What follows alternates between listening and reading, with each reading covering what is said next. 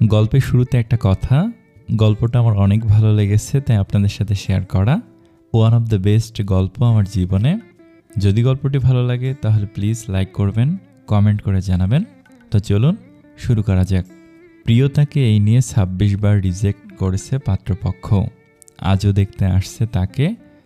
ভালো করে মেকআপে নিজেকে সজ্জিত করে ফুটিয়ে তোলার একটু চেষ্টা। বয়স তো গুনে গুনে 31-এ পা দিল। গ্রাম হলে আরও আগেই তাকে গ্রাম ছাড়া করতো, কিন্তু ইট পাথরে ঘেরা এই শহরে তেমন একটা মানুষ অপরের চিন্তা মাথায় নিয়ে ঘোরার সময় নেই, যে যার মতো ব্যস্ত। প্রিয়তার ড্রেসিং টেবিলের সামনে বসে চুড়িগুলো পরে হালকা লিপস্টিক দিয়ে উঠে দাঁড়িয়ে ছলছল চোখে আয়নায় নিজেকে গভীরভাবে পর্যবেক্ষণ করছে, কোনো কিছু কম পড়ে গেল কিনা। আজও কি তাকে পাত্রপক্ষ রিজেক্ট করে দিবে? করলে করবে, তাতে তার দোষ কি? আল্লাহ তাআলা তাকে ভালোবেসে বানিয়েছে, তাতে তার দোষ কোথায়? মানুষ কালো রং পছন্দ করে, কিন্তু কালো মানুষ কখনো পছন্দ করে না। কিন্তু আমি তো কালো নই, হয়তো বয়সটাই বেশি। কিরে আপু, তোর হলো? সাজতে এতক্ষণ লাগে? এই বুড়ো বয়সে সেজেই বা কী লাভ? তোকে পাত্রপক্ষ বারবার রিজেক্ট করে দিয়ে যায়। অনিলার কথা শুনে প্রিয়তা মুচকি হেসে শাড়ির আঁচল ঠিক করে নিল। এখন আর এসব কথা তার গায়ে লাগে না। অনিলা প্রিয়তার ছোট বোন, বিয়ে হয়েছে 3 বছর পেরিয়ে গেল। 1 বছরের একটা বাচ্চাও আছে অনিলার। প্রিয়তা অনিলার দিকে তাকিয়ে বলল, মা কোথায় রে? আর ইভা আসবে না আজকে? অনিলা খাটের কিনারায় বসে পায়ের ওপর পা দিয়ে বলল, মাকে তো দেখলাম রান্নাঘরে। আর মেজো আপুর কথা যদি জানতে চাস তাহলে বলবো সে আসবে না, কারণ আপুকে ফোন দিয়েছিলাম। আপু বলল আমার ঘর সংসার রেখে বারবার ওই বাড়িতে যাওয়া সম্ভব না। মেজো আপুর কী দোষ বল? ছেলেরা যেভাবে তোকে রিজেক্ট করে। অনিলা এটুকু বলেই থেমে গেল। প্রিয়তা হেসে বলল, ঠিকই তো, তোদের ঘর সংসার আছে, সবসময় কি আর ফালতু কাজে সময় নষ্ট করা যায়? কথাটা বলেই প্রিয়তা দীর্ঘশ্বাস ফেলল। পাত্রপক্ষ এসে ড্রয়িং রুমে বসেছে। প্রিয়তার মা নূরজাহান বেগম তাদের আপ্যায়ন করছে। অনিলার স্বামী রিশাদ এসে যোগ দিয়েছে তাদের সাথে। অনেক কথা হলো তাদের। রিশাদ উঠে গিয়ে অনিলাকে ইশারা করলো প্রিয়তাকে নিয়ে আসার জন্য। প্রিয়তা সবার জন্য চা নিয়ে এসে সালাম দিয়ে চায়ের ট্রেটা টেবিলের উপর রাখল। সবাই প্রিয়তাকে দেখে বিস্ময়কর চোখে তাকিয়ে আছে। এমনভাবে তাকিয়ে দেখছে যেন মঙ্গল অভিযান থেকে প্রিয়তা ফিরে এসেছে। বয়স্ক একজন মহিলা বলল, বসো। কী নাম আপনার? কথাটা মহিলাটি প্রিয়তাকে ইচ্ছে করে ব্যঙ্গ করতে বলেছেন। প্রিয়তার বুঝতে একটু অসুবিধা হয়নি, তবুও নিজেকে সামলে নিয়ে বলল, প্রিয়তা। আগে পিছিয়ে কিছু আছে নাকি শুধুই প্রিয়তা? মেহের আফরোজ প্রিয়তা। তো মা, এই বুড়া বয়সে বিয়ে করার আর কি দরকার? যৌবনকালে কি বিয়ের কথা ভুলে গিয়ে নির্বাসনে গেছিলা নাকি? কথাটা শুনে প্রিয়তা নিজের জড়তা ভেঙে বিষণ্ণ চোখে তাকালেন। প্রিয়তা যেন ভুলেই গেছে তাকে কথার ছলে অপমান করা হচ্ছে। তার মাথায় তখন একটা কথাই ঘুরছে, এবারও কি তাকে রিজেক্ট করা হবে? ওইভাবে তাকিও না মা, আমার আবার হার্টের সমস্যা আছে। ওই রকম তাকাইলে আমি কি আর ঠিক থাকমু? তো মা, তুমি নাকি চাকরি করো শুনছিলাম, কিসের চাকরি করো? প্রিয়তা নিজেকে সামলিয়ে শান্ত গলায় বলল, কলেজের প্রফেসর। তো মা, তুমি মেট্রিক পাস দিছ? আমার ছেলে কিন্তু 8 পাস। তার জন্য যদি মেট্রিক পাস মাইয়া ঘরে না নিয়ে যাই তাহলে কি সম্মান বাঁচব? কথাটা শুনে প্রিয়তা একটু অবাক হয়নি, শুধু পাশে ফিরে নূরজাহান বেগমের দিকে করুণ চোখে তাকিয়ে আবার সামনে থাকা মহিলার দিকে ফিরে মাথা নেড়ে বুঝালো সে মেট্রিক পাস করেছে। প্রিয়তা বুঝে গেছে তার এখন যোগ্য পাত্র দেখার বয়স নয়, শুধু বিয়েটা হলেই হলো। বিয়েটা কি সত্যি জরুরি? হ্যাঁ, এখন খুবই জরুরি, কারণ এখন সেই পরিবারের বোঝা হয়ে দাঁড়িয়েছে। ছোট বোনেরা তার জন্য শ্বশুর বাড়িতে মুখ দেখাতে পারছে না, তার মা নাকি রাস্তাঘাটে যেতে পারে না। অনেকেই বিয়ের কথা জিজ্ঞেস করেন, তখন মায়ের সম্মান থাকে না। আচ্ছা, তাদের এই সম্মান কোথায় ছিল অত বছর?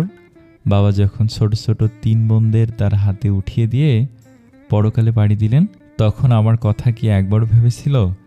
যখন মানুষের বাড়িতে গিয়ে টিউশনি করতাম তখন কোথায় ছিল তাদের সম্মান? যখন কাজের খোঁজে বিভিন্ন জায়গা না খেয়ে ঘুরে বেরিয়েছি তখন কোথায় ছিল তাদের সম্মান? যখন নিজের খাবার, ভালো জামা কাপড় পরার চিন্তা না করে তাদেরই দিয়েছি তখন কোথায় ছিল তাদের সম্মান?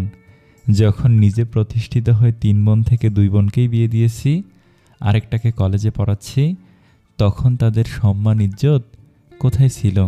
তাই আজ তাদের এত অভিযোগ। কই আমার তো তখন কারো উপর অভিযোগ ছিল না। সব কষ্টগুলোকে হাসি মুখে মেনে নিয়ে সব কিছু একা হাতে সামলিয়ে নিয়েছি। কথাগুলো ভাবতে ভাবতে কখন যে চোখের সীমান্ত পেরিয়ে গাল বেয়ে অশ্রুগুলো নিচে পড়ছে সেদিকে খেয়াল নেই প্রিয়তার। দীর্ঘ নিঃশ্বাস ফেলে খাটের সাথে হেলান দিয়ে কপালে হাত রাখতেই নূরজাহান বেগম দৌড়ে এসে প্রিয়তার সামনে বসে উৎকণ্ঠে বলল, কিরে তুই কি ঘুমাচ্ছিস? প্রিয়তা তড়িঘড়ি করে উঠে বসে। কি হয়েছে মা, কোনো সমস্যা? হাসি মুখে বলল, আরে না, খুশির খবর। কি? আজ তোকে যারা দেখতে আসছিল তাদের নাকি তোকে পছন্দ হয়েছে, এবং কি ছেলে নাকি বলেছে মায়ের পছন্দই তার পছন্দ। কি মা, অনুগত্য সন্তান, এসব ছেলেই ভালো হয়। মা, ছেলেটা মাত্র 8 পাস, তাতে কি হয়েছে? বেশি পাশ করে তোকে কি করবে, পড়াবে? তোর যদি বেশি পড়াতে ইচ্ছে করে তাহলে বিয়ের পর পড়িয়ে নিস, তোর কলেজে ভর্তি করিয়ে দিস, তাহলেই তো হলো। প্রিয়তা বিরক্তকর গলায় বলল, ওই মহিলার সাথে কথা বলে দেখেছি তোমার মাথাটাও গেছে। আমি কলেজের শিক্ষক শুনেও যে লোক জিজ্ঞেস করে আমি মেট্রিক পাস করেছি কি না, তাহলে ওই ফ্যামিলির কথা একবার ভেবে দেখেছ? আমি কিছু ভাবতে চাই না, বিয়ে তোকে করতেই হবে, তোর কপালে লেখা আছে বলে মেনে নে মা। এই বয়সে তোকে কে বিয়ে করবে বল? তুই একটা বার নিজেই ভেবে দেখ, আমি কিছু বলবো না। প্রিয়তা তাচ্ছিল্যের হাসি ফুটিয়ে বলল, ঠিক আছে, এতে যদি তোমরা মনে করো তোমাদের সবার মান মর্যাদা বাড়বে তাহলে বিয়েটা আমি করব, কারণ সারা জীবন তোমাদের জন্যই তো নিজের জীবনটাকে বিলিয়ে দিয়েছি, আজও না হয় দিলাম। এয়ারপোর্টে অপেক্ষা করছে মোশাররফ হোসেন। বড় ছেলে নিবিড় বাড়িতে আসছে 2 মাস পর।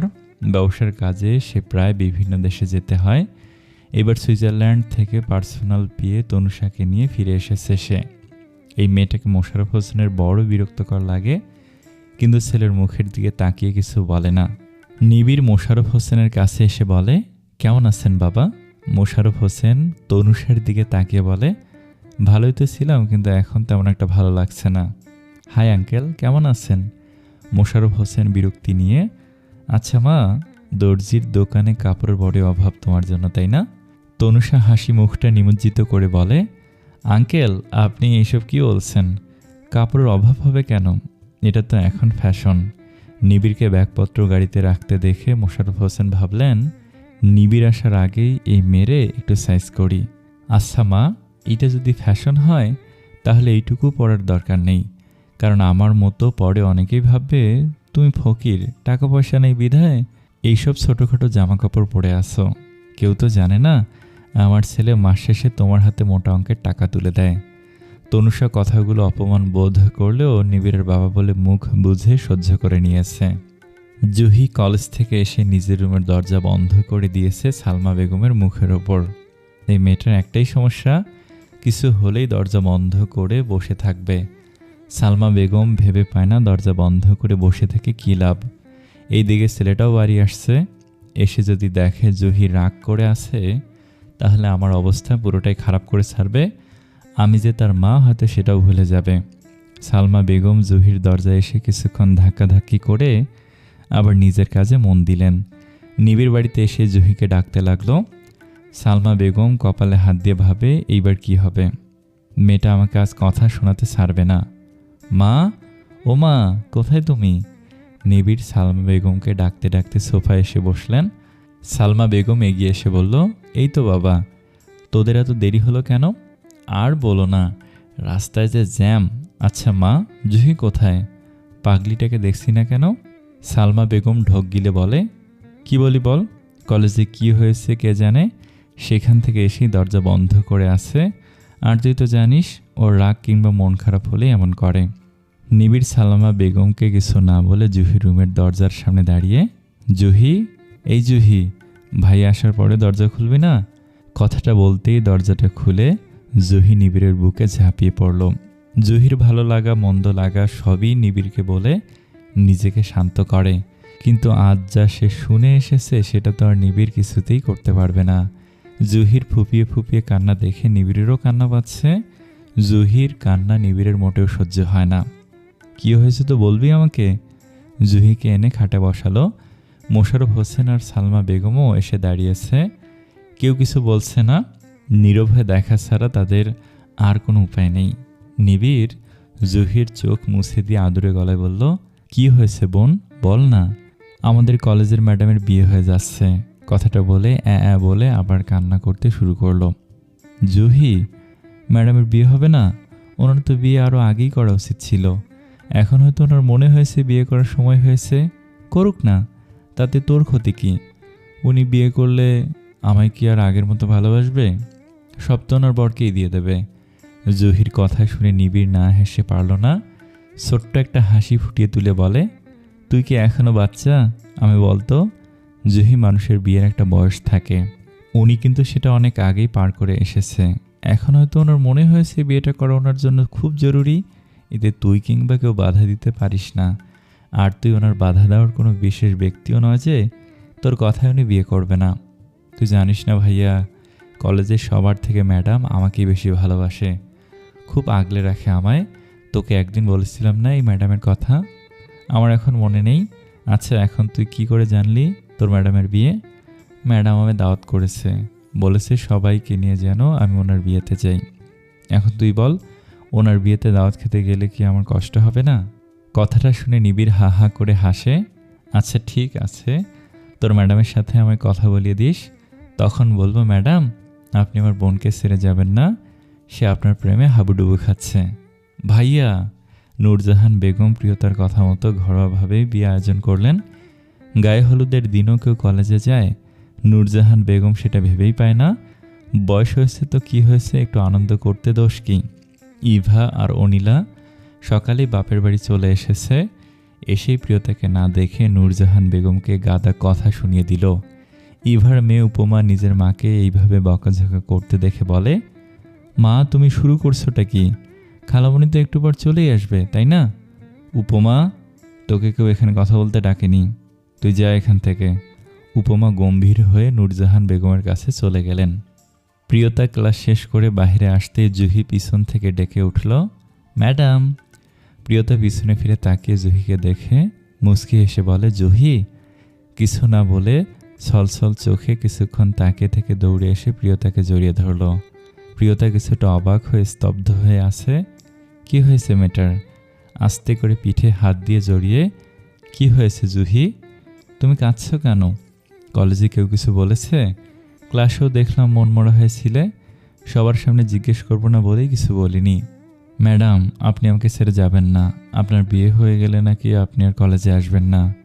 প্রিয়তা জুহির চোখের পানি মুছে দিয়ে বলে, তোমাকে কে বলেছে এসব কথা? বিয়ে করলে যে কলেজে আসা যায় না, এটা ঠিক না। তবে হ্যাঁ, এই নিয়ে আমার বরের মায়ের প্রবলেম, ভ্রান্ত ভুল ধারণা কিছু আছে, সেগুলো কাটিয়ে শীঘ্রই আমি তোমাদের কাছে ফিরে আসব। এবার বলো, তোমাকে কে বলেছে আমি আর আসবো না? রিয়া বলেছে, বলল আপু বিয়ের পর হয়তো আর কলেজে আসবে না। ম্যাডাম বিশ্বাস করুন, আমি আপনাকে অনেক মিস করব। ভাইয়ার পরে কেউ যদি আমায় ভালোবাসে সেটা হলেন আপনি। পাগলি মেয়ে, তুমি এক কাজ করো, আজ বিকেলে আমাদের বাসায় চলে আসো, তোমার বাসার নম্বরটা দিও তো, আমি কথা বলে তাদের ইনভাইট করব। জুহি নাম্বার দিয়ে প্রিয়তার কাছ থেকে ক্লাসে চলে গেলেন। প্রিয়তা জুহির চলে যাওয়ার দিকে তাকিয়ে হাসি মুখটা মলিন করে বলে, আমার নিজের লোকেরাও একবারও বলেনি আমায় মিস করবে, সবাই আমাকে তাড়াতে পারলেই যেন বাঁচে। আর এই মেয়েটা আমাকে এতটাই আপন ভাবে যে আমি চলে যাব শুনে সে কান্না করছে। প্রিয়তা কথাটা ভাবতেই চোখের খোঁচে অশ্রুগুলো যেন আটকা পড়ে গেল। নিবিড় ড্রয়িং রুমে বসে চা খাচ্ছে আর অফিসের ফাইলগুলো চোখ বুলিয়ে নিচ্ছে। ল্যান্ডফোন বাজতেই উঠে গিয়ে বলে, আসসালামু আলাইকুম। নিবিড় বলছি। ওয়ালাইকুম আসসালাম, আমি প্রিয়তা জুহির ম্যাডাম বলছি। আপনি কি সেই ম্যাডাম? কোন ম্যাডাম? না মানে আপনার বিয়ে হওয়ার কথা, তাই না? প্রিয়তা কিছুটা সময় নিয়ে বলল, জি আমি জুহির ভাই। আপনি জানেন আপনার জন্য জুহি অনেক কান্নাকাটি করে, আসলে আপনাকে অনেক ভালোবাসে। আর জুহি যদি কাউকে একবার ভালোবাসে তাকে নিজের কাছ থেকে হারাতে চায় না সহজে। সেটা আমি বুঝতে পেরেছি, আর খুব ভালো একটা মেয়েও।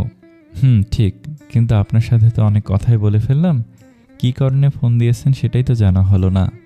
প্রিয়তা গলায় একটু জড়তা নিয়ে বলল, আসলে কাল আমার বিয়ে, ওইভাবে কোনো আয়োজন করা হয়নি, ঘরোয়াভাবেই হচ্ছে। জুহিকে আমি খুব ভালোবাসি, তাই আমি চাই আপনারা সবাই কাল বিয়েতে আসুন। আর জুহিকে বলেছি আজকে চলে আসতে। ঠিক আছে, আমি বাবাকে বলে দেব। আসলে আমার অফিস আছে তো আমি যেতে পারবো না। একটা কথা বলি, যদি কিছু মনে না করেন। জি বলুন। আপনার কি আগে বিয়ে হয়েছে নাকি এটাই প্রথম? আসলে মেয়েদের তো এত দেরিতে বিয়ে খুব কমই হয়। আপনি ঠিক বলেছেন, কিন্তু এটা আমার প্রথম বিয়ে। আসলে জীবনে অনেক লড়াই করেছি, তাই বিয়েটা আর করা হয়নি। যাই হোক, আপনারা আসবেন কিন্তু। আসলে আমি খুবই খুশি হব। নিবিড় কিছু বলতে গিয়েও যেন বলতে পারল না, গলাটা যেন আঁকড়ে ধরেছিল। প্রিয়তা ফোন রেখে দিয়ে রিক্সা নিয়ে বাসায় চলে আসলো। প্রিয়তাকে বাড়িতে ঢুকতে দেখে উপমা দৌড়ে এসে বলে, খালামণি কেমন আছো? আলহামদুলিল্লাহ মা, তুমি কেমন আছো? আমি একদম জোশ। প্রিয়তা মুচকি হেসে বলে, পাকা মেয়ে একটা। ইভা ঘর থেকে বেরিয়ে এসে রাগী স্বরে বলল, তুই আসলে কি প্রমাণ করতে চাস আপু? আমায় একটু খুলে বলবি? প্রিয়তা মাথা তুলে তাকিয়ে বলল, কি হয়েছে? আজও কি তোর কলেজে যাওয়া এতই প্রয়োজন ছিল? মানুষের কি বলবে? বিয়েটা তো করছিস নিজের এককাল পেরিয়ে, এখন আবার মানুষের কথা শোনানোর জন্য এত উঠে পড়ে লেগেছিস কেন? আমার আর অনিলা শ্বশুরবাড়ির লোক এসেছে, তাদের আপ্যায়ন বলতে তো একটা কথা আছে, নাকি সেটাও তোর ধার ধারে না? মা একা হাতে কি সব সামলাতে পারে? তোদের বাড়িতে তো আমরা এসে পড়ে থাকি না, 2-1 দিনের জন্য আসি, সেটাও কি কাজ করে আমাদেরকেই খেতে হবে? ইভা ঝাঁঝিয়ে কথাগুলো বলছে আর প্রিয়তা মুগ্ধ চোখে দেখছে। খানিকটা সময় পার করে কিছু না বলেই মুখে হাসির রেখা ফুটিয়ে ঘরে চলে গেল। ড্রয়িং রুমে আত্মীয় স্বজনরা এসেছে, কেউ বসে পান চিবোচ্ছে, কেউ বা চা। প্রিয়তাকে দেখে ইভার শাশুড়ি বলল, কি গো মা, আজকের দিনও কাজে যাওয়া লাগে? আমরা আসছি তোমাকে বাড়িতে আর তুমি নাই। ইভা সেই ব্যাপারে কিছু না বলে বলল, কেমন আছেন খালা? সেই আর ভালা, বাথের ব্যথাটা ইদানিং খুব বাড়ছে। বোর্ডারে কত করে কইলাম এখন যাবো না, কিন্তু কোনো কথাই শুনল না। ঠিক আমাদের ধৈর্য বাইন্দে নিয়ে আইলো। খুব ভালো করেছে, আপনার বসুন, আমি ফ্রেশ হয়ে আসছি। নূরজাহান বেগম হলুদ আর লাল পাড়ের একটা শাড়ি এনে প্রিয়তাকে না দেখে খাটে রেখে দিয়ে নিজের রুমে আবার গেল গহনা নিয়ে আসার জন্য। প্রিয়তা ওয়াশরুম থেকে এসে শাড়িটা দেখে তাচ্ছিল্য হাসি মুখে ফুটিয়ে মাথা নাড়ালো। প্রিয়তা আসবো? কথাটা শুনে তাকিয়ে দেখে অনিলার শাশুড়ি সায়মা খাতুন অনিলার মেয়েটাকে কোলে নিয়ে দাঁড়িয়ে আছে। প্রিয়তা মুচকি হাসল, আসুন খালা, আপনার শরীর কেমন আছে? এই তো মা, আলহামদুলিল্লাহ। আমি খুব খুশি হয়েছি তোমার বিয়ের কথা শুনে। জীবনে পরিবারের জন্য অনেক করেছো, এবার নিজের জীবনটাকে গুছিয়ে নাও। প্রিয়তা দীর্ঘশ্বাস ফেলে সায়মা খাতুনের পাশে বসে, খালা, একমাত্র আপনি সে লোক যে আমায় একটু বোঝেন। আপনাকে আমার কেন ভালো লাগে জানেন? আমার নিজের মাও কখনো কখনো অবুঝ হয়ে যায়, কিন্তু আপনি আমাকে এতটাই বোঝেন যে মাঝে মাঝে আমি অবাক হই। ছোটবেলা থেকে শুনে এসেছি মা বাবা নাকি সন্তানের মনের কথা সব বোঝে, কিন্তু আমার বেলা তা নয় খালা। বাবাকে যতদিন কাছে পেয়েছি তখন তো এতটাও বুঝছিল না, কিন্তু মাকে কখনো দেখিনি আমার মনের লুকোনো কথা একটু বুঝে নিতে। সায়মা বেগম কোল থেকে বাচ্চাটাকে শুয়ে প্রিয়তার মাথায় হাত বুলিয়ে বলল, আমি মাঝে মাঝে তোমাকে নিয়ে অনেক ভাবি। একটা মেয়ে চাইলে সব পারে, তোমাকে দেখে অনেক কিছু শেখার আছে প্রিয়তা। একটা মেয়ে তিলে তিলে নিজেকে গড়ে তুলেছে, সেই গল্পটা কি কখনো কেউ জানতে চেয়েছে? না, চাইনি, কেউ চাইবেও না। সবার জন্যই তো নিজেকে উজাড় করে দিয়েছ। তার বিনিময়ে তুমি পেয়েছ 31 বছরের বুড়ির অপবাদ। অনিলা আমার ছেলের বউ হতে পারে, কিন্তু তোমার মতো মন মানসিকতা সে পায়নি। আমার খুব আফসোস হয়। কেন জানো? আমার ছেলেটা যদি অনিলাকে না বিয়ে করে তোমাকে বিয়ে করতো। খালা, অনিলাও কিন্তু খারাপ নয়, হয়তো ওর একটু রাগ বেশি, মানিয়ে নিলে সব ঠিক হয়ে যাবে। সায়মা বেগম মুচকে হাসলেন, আচ্ছা বুঝেছি, নতুন সংসারে যাচ্ছ, নিজের দিকে খেয়াল রেখো। সবার মন রাখতে গিয়ে যেন নিজের কথা ভুলেও যেও না। প্রিয়তা কিছু বলতে যাবে, তখন হঠাৎ করে কেউ এসে জড়িয়ে ধরতেই প্রিয়তা অবাক হয়। জুহি? ম্যাডাম, আমি রিয়ার সাথে চলে এলাম।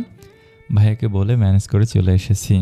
খুব ভালো করেছো খালা, ও আমার ছাত্রী, রিয়ার সাথেই পড়ে, কিন্তু মজার ব্যাপার হলো আমার বিয়ে হয়ে যাচ্ছে শুনে সে কাঁদতে কাঁদতে বাড়ি মাথায় তুলে ফেলেছে।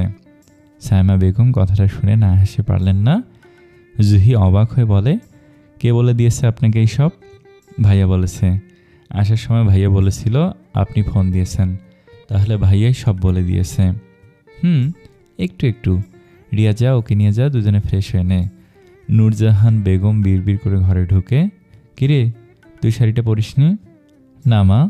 কিন্তু তুমি বিড়বিড় করছিলে কি নিয়ে? আর বলিস না, গহনার বক্সটা কোথায় রেখেছি খুঁজে পাচ্ছিলাম না, তাই মেজাজটা বিগড়ে গেছে, তাই তো? এত কথা বলিস না তো। নে, এগুলো পড়ে নে, আমার অনেক কাজ পড়ে আছে, সেগুলো শেষ করে আসছি। রাতে প্রিয়তা সামান্য একটু হলুদ লাগিয়েছে, হাতেও সামান্য মেহেদি দিয়েছে, তাও জুহি জোর করে নিজে লাগিয়ে দিয়েছে। সবাই যে যার মতো করে ঘুমিয়েছে। জুহি প্রিয়তার রুমে এসে প্রিয়তার সাথেই ঘুমিয়েছে। মাঝরাতে প্রিয়তার অস্বস্তি লাগছে দেখে উঠে বসলো। নিজেকে খুব অসহায় লাগছে, খুব কাঁদতে ইচ্ছে করছে। এমন একজন কি এই পৃথিবীতে নেই যে তার সব সুখ দুঃখকে নিজের সাথে ভাগাভাগি করে নিবে, আমাকে নিজের মতো করে পড়ে নেবে, নিজের মনে সাজিয়ে নেবে হাজারখানেক কবিতা। আছে কি কেউ এমন? কথাগুলো ভেবেই চোখ দুটো যেন ভারী হয়ে আসছে। উঠে গিয়ে ব্যালকনিতে দাঁড়িয়ে লোহার গ্রিলগুলো শক্ত করে মুঠোয় চেপে নিয়ে দূর আকাশে তাকিয়ে আছে। সাদা মেঘগুলো চারটাকে ঢেকে দিয়ে যাচ্ছে।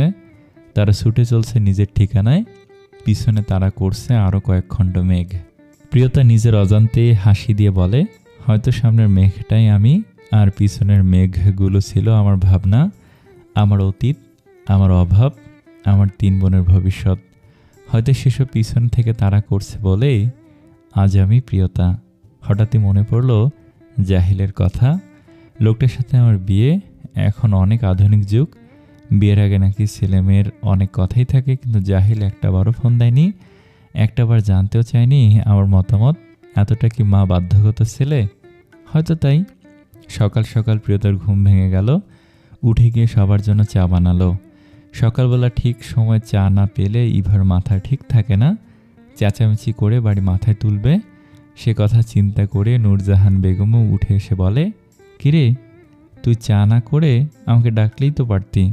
সমস্যা নেই, বিয়ে হয়ে যাচ্ছে বলে চা করা যাবে না, সেটা কোনো আইনে নেই। প্রিয়তার কথায় নূরজাহান বেগম কিছু বললেন না। চায়ের একটা কাপ নিয়ে ইভার রুমে চলে গেলেন। দুপুর গড়িয়ে এসেছে, সবাই সাজসজ্জা নিয়ে ব্যস্ত, কিন্তু প্রিয়তাকে সাজানো নিয়ে কারো তেমন মাথা ব্যথা নেই। উপমা এসে বসে গেম খেলা ব্যস্ত, তাকে খুব সুন্দর দেখাচ্ছে।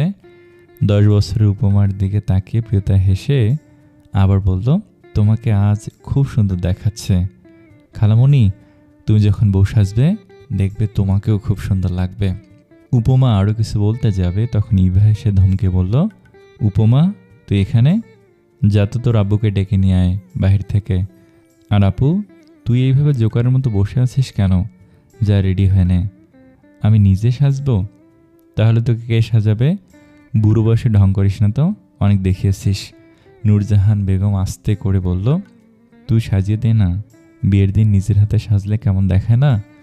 মা তুমিও না, আপুকে সাজালে আমি নিজে কখন সাজবো? তোমার মেয়ের সব ন্যাকামি দেখতে আমার মোটেও ভালো লাগে না। জুহি এতক্ষণ তাকিয়ে সব দেখছিল। কাল থেকে সে খেয়াল করে যাচ্ছে সবার আচরণগুলো, এরা মানুষ নাকি মানুষ রূপে ডাইনি। জুহি এগিয়ে এসে প্রিয়তাকে জড়িয়ে ধরে, আপনারা সাজতে যান, আমি ম্যাডামকে সাজাবো। ইভা চলে যেতেই রিয়াও এগিয়ে এসেছে। রুহি প্রিয়তাকে নিজের হাতে সাজাতে বসে গেল। প্রিয়তার চোখের পানির কারণে চোখে কাজল লাগাতে পারছে না। জুহিও যেন নিজের অজান্তেই কেঁদে ফেলল। প্রিয়তাকে কিছু জিজ্ঞেস করার সাহস তার নেই, কিন্তু সে কাল থেকে এইটা বুঝে নিয়েছে এই পরিবারে তার ম্যাডাম মোটেও ভালো নেই। বরপক্ষ এসেছে কয়েকজন নিয়ে, সাথে জাহিলের মাও। তারা এসে ড্রয়িং রুমে বসতেই মোশাররফ হোসেন এবং সালমা বেগম এসেছেন। জুহি তাদেরকে নিয়ে প্রিয়তার সাথে পরিচয় করিয়ে দিলেন। প্রিয়তা কিছুক্ষণ কথা বলতেই হঠাৎ জুহি সালমা বেগমকে বলল, মা ভাইয়া আসেনি? না রে, ও অফিসের কাজ আছে বলে আসলো না। জুহি আর কিছু বলল না। মোশাররফ হোসেন ড্রয়িং রুমে বরপক্ষের সাথে গিয়ে বসে পড়ল। সবাইকে দেখছেন, জাহিলকে দেখে মোটেও ওনার ভালো লাগেনি, বিরক্তকর চোখ নিয়ে সব কিছু দেখে যাচ্ছেন তিনি। একটু পর ইভার স্বামী জাফর এসে কাজী সাহেবকে বললেন বিয়ে পড়ানোর জন্য। কাজী সাহেব বিয়ে পড়ানোর জন্য দোয়া পড়া শুরু করতেই মিম এসে বলে, দাঁড়ান। সবাই যেন বিস্ময়কর চোখে সদর দরজার দিকে তাকালো। মিম এগিয়ে এসে জাহিলের সামনে দাঁড়াতেই জাহিল ভয়ে ভয়ে উঠে দাঁড়িয়ে বলল, তুমি এখানে? মিম তাচ্ছিল্য হাসি রেখে বলে, অবাক হচ্ছ? জিহাল দাঁত মুখ খিচিয়ে বলল, এখানে কেন এসেছো তুমি? কেন এসেছি তুমি বুঝতে পারছো না? ভয় পাচ্ছ তাই তো? এখন আমি আসছি, একটু পর পুলিশও আসবে, তখন দেখি তোমার এসব ছল চাতুরি কোথায় যায়। একে একে সবাই দাঁড়িয়ে পড়ল। জাফর মিমের কাছাকাছি এসে বলে, আপনি কে? এখানে এসে ঝামেলা করছেন কেন? সেটাই তো সমস্যা। আমি কে? আমি ওর বিয়ে করা প্রথম স্ত্রী। মেয়ে বিয়ে দিচ্ছেন, এইসব খবর নেননি? ছেলের আরেকটা বউ আছে, 1 বছরের একটা বাচ্চা আছে। কথাটা শুনে সবাই স্তব্ধ স্থির হয়ে গেছে। ইভা, অনিলা, নূরজাহান বেগম, সবার জন্য জ্ঞান হারানোর অবস্থা। ভিতরের রুম থেকে সবাই দৌড়ে ড্রয়িং রুমে আসলো। মোশাররফ হোসেন নীরব দর্শকের মতো ফ্যালফ্যাল করে তাকিয়ে সব কিছুকে বোঝার চেষ্টা করছেন। সবাই আসলেও প্রিয়তা উঠে আসেনি। কিছু একটা যে হয়েছে তা ঠিক বুঝতে পেরেছে। জাফর মিমকে কবজি ধরে টেনে বলে, আপনার সমস্যা কি? একটু ভেঙে বলবেন? এটা ভদ্রলোকের বাড়ি। আপনি এখনও কিছু বুঝতে পারেননি? ওই যে শয়তান বদ মহিলাটি দাঁড়িয়ে আছে, ওনাকে জিজ্ঞেস করুন। ছেলের বিয়ে দেওয়া হচ্ছে, এমন বিয়ের কপালে ঝাঁটা মারি আমি। কথাটা বলেই দৌড়ে এসে জাহিলের কলার টেনে, তুই কেন কথা বলছিস না কেন, হ্যাঁ বল। ইভার সহ্য করতে না পেরে মিমকে নিজের দিকে ঘুরিয়ে তারপর বলল, ও আমাদের বাড়ির জামাই হতে যাচ্ছে, আর তুমি কি না ওর কলার টেনে ধরেছ? আপনাদের জামাই তো পরে হবে, আগে আমার স্বামী। আমি আমার স্বামীকে যা ইচ্ছে তাই করব, তাতে আপনাদের কি? ইভা কথাটা শুনে আর কিছু বলতে পারল না। এর মাঝেই পুলিশ এসে জাহিলকে থানায় নিয়ে গেল। জাহিলকে নেওয়ার পর সব কিছু যেন থমথমে হয়ে গেছে। নূরজাহান বেগম কান্নাকাটি শুরু করেছে। কি হবে প্রিয়তার? কত কষ্ট করে যা একটা ছেলে জোগাড় করলাম, শেষে কিনা বিয়েটাই হলো না। এখন মেয়েটার কি হবে? 5 জনে 5 কথা বলতে এখন আর মুখে বাঁধবে না। আল্লাহ কেন আমায় এইসব দেখার আগে উঠিয়ে নিল না? কথাগুলো বলতে বলতে প্রলাপ করে বকতে লাগলেন। প্রিয়তা যেন স্তব্ধ স্থির হয়ে গেছে। পাথরের মূর্তির ন্যায় বসে আছে সে। আত্মীয় স্বজনেরা মুখের ওপর অনেক কথাই বলে বিদায় নিল। জুহি প্রিয়তার পাশে বসে আছে।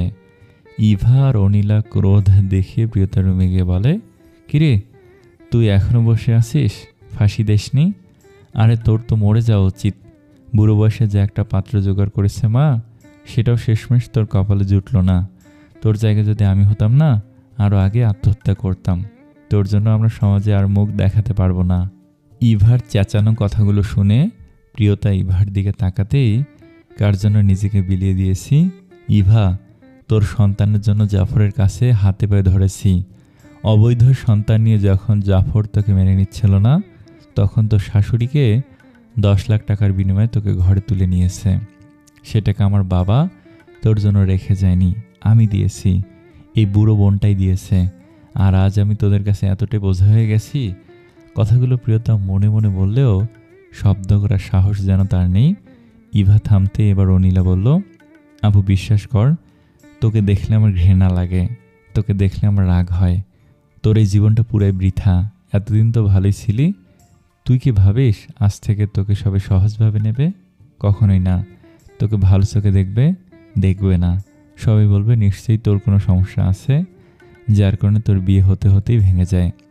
সালমা বেগম জুহিকে নিয়ে একপাশে দাঁড়িয়ে সব শুনছিল। সালমা বেগমের ইচ্ছে করছে এই 2টা মেয়েকে কষিয়ে থাপ্পড় দিতে। যে মেয়েটার বিয়ে ভেঙেছে তার মনের অবস্থাটা কেউ একটা বারও দেখল না। একটা মেয়ের তখন কতটা কষ্ট হয় এই মেয়েগুলোর সে ধারণা নেই। ওরা বোন হয়ে কিভাবে পারে এসব করতে। ইভা প্রিয়তার হাত টেনে হেসড়ে খাট থেকে নামিয়ে ড্রয়িং রুমে নিয়ে যাচ্ছে। ইভা, আমার লাগছে। ইভা, আমাকে ছাড়। বিশ্বাস কর, আমি হাতে ব্যথা পাচ্ছি। ইভার যেন কানই যাচ্ছে না কথাগুলো। সালমা বেগম ধরতে গিয়েও যেন থেমে গেল, কারণ ইভার চেহারায় ভয়ঙ্কর আগুনের মতো ফুটে উঠেছে। মা, তোমার এই মেয়েকে এই বাড়ি রাখা সম্ভব নয়। ও যদি এই বাড়িতে থাকে, তোমার যে আর একটা মেয়ে আছে তাকে আর বিয়ে দিতে পারবে না। ওর মতো বেহায়া, অপয়া, অলক্ষী মেয়ে দুনিয়াতে আর একটাও নেই। তুমি যদি এই অপয়ার সাথে কোনো সম্পর্ক রাখতে চাও, তাহলে আমরাই তোমার সাথে কোনো সম্পর্ক রাখবো না। নূরজাহান বেগম কি বলবে বুঝতে পারছে না। কি থেকে কি হয়ে গেল।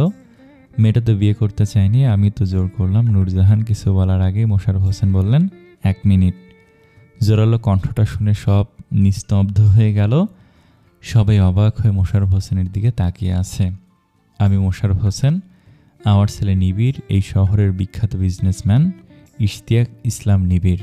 আপনাদের যদি কোনো সমস্যা না থাকে আমি এই মেয়েকে আমার ছেলের বউ করে নিতে চাই। কথাটা শুনে জুহি দৌড়ে এসে বাবাকে জড়িয়ে ধরে আস্তে করে বলে, আব্বু, আমি এতক্ষণ সব দেখেছি, বুঝেছি। যতটা বুঝেছি আমার লক্ষ্মী এবং ধৈর্যশীল মেয়ে এই জগতে খুঁজে পাওয়া খুবই মুশকিল। তোমরা তো বোন, তাই না? আমার ভাবতে অবাক লাগে, বোন হয়ে বোনকে এতটাই অপমান অসম্মান কেউ করে? আমি মোশাররফ এখানে দাঁড়িয়ে বলছি, একদিন তোমরাই ওর পায়ে ধরে ক্ষমা চাইবে। ও নীলার দিকে তাকিয়ে, এই মেয়ে, তুমি বললে না ওকে দেখলে তোমার ঘৃণা হয়? আজ আমি বলে যাচ্ছি, একদিন তুমি নিজেই ওকে দেখে তোমাকে ঘৃণা করবে, হিংসায় জ্বলে পুড়ে ছাই হবে। নূরজাহান বেগম তড়িৎভাবে উঠে গিয়ে মোশাররফ হোসেনের সামনে দাঁড়িয়ে তারপর বলল, আপনি সত্যি আপনার ছেলের সাথে আমার মেয়ের বিয়ে দিবেন? হ্যাঁ দেব, তবে একটা শর্তে।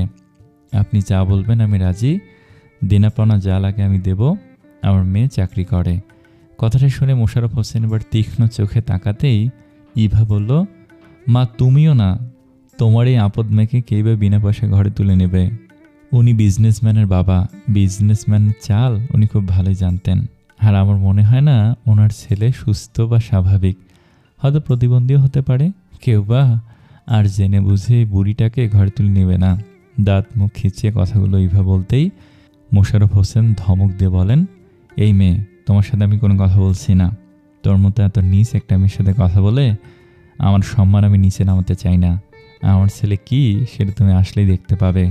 আর আমি তোমাকে আমার ঘরের লক্ষ্মী দিয়ে প্রমাণ দেব, তোমার মতো বেয়াদব মেয়ের থেকে ও হাজার গুণে ভালো।